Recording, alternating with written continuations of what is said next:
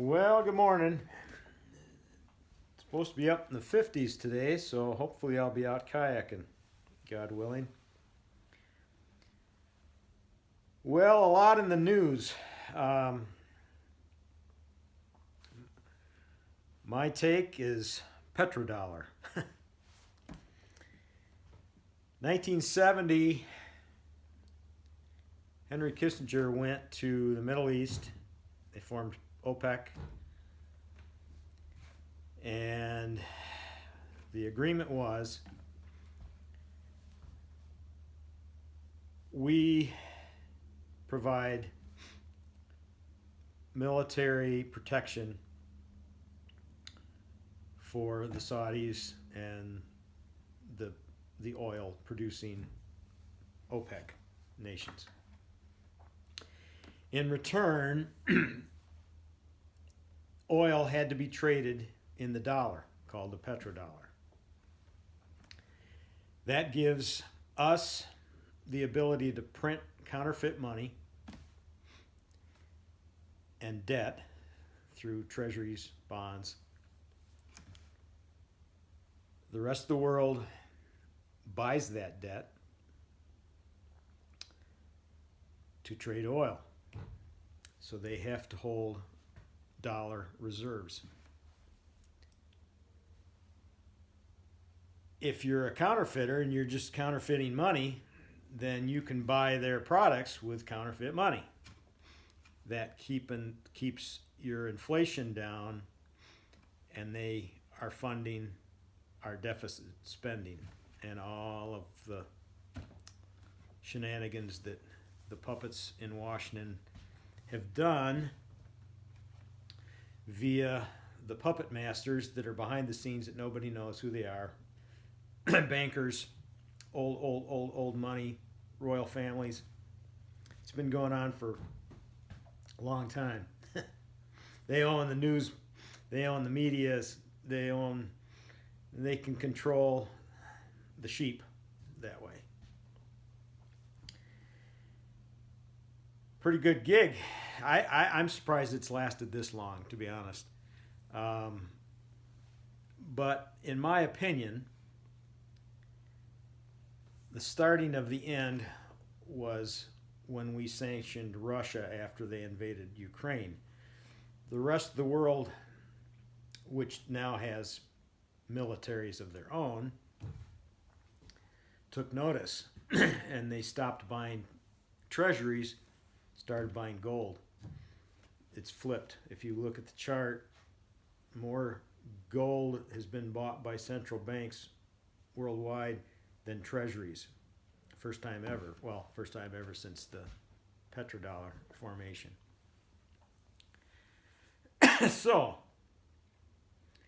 where that goes, history proves that you have a shift in the world power. And I don't know where that's going to lead, but I know that we're at that shift part. It started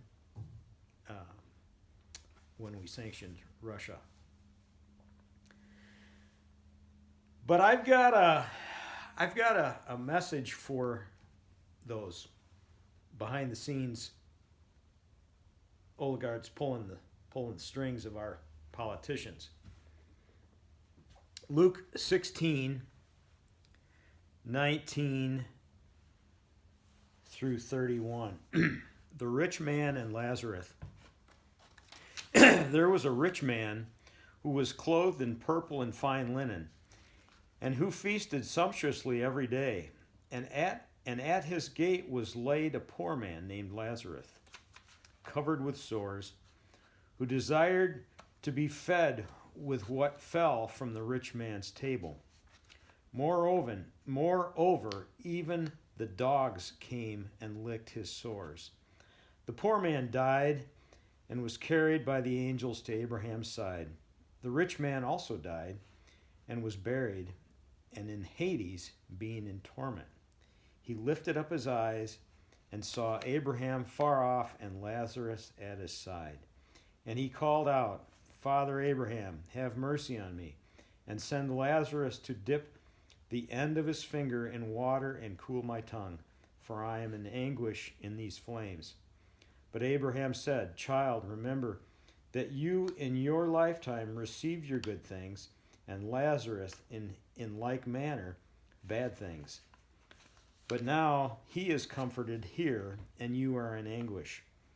And besides all this, between us and you a great chasm has been fixed, in order that those who would pass from here to you may not be able, and none may cross from there to us.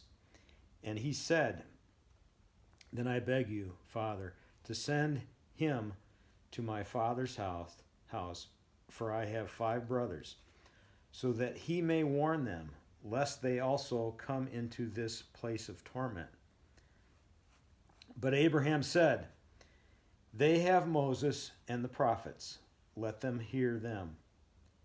And he said, No, Father Abraham, but if someone goes to them from the dead, they will repent.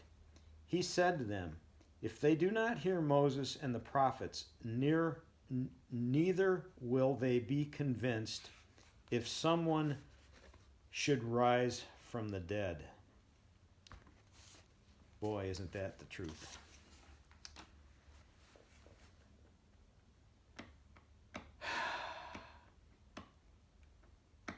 How does the verse go? Work out your salvation with fear and trembling. It's a pretty serious matter, folks. Alrighty, hope to see you on the river, and you all have a blessed day. God bless.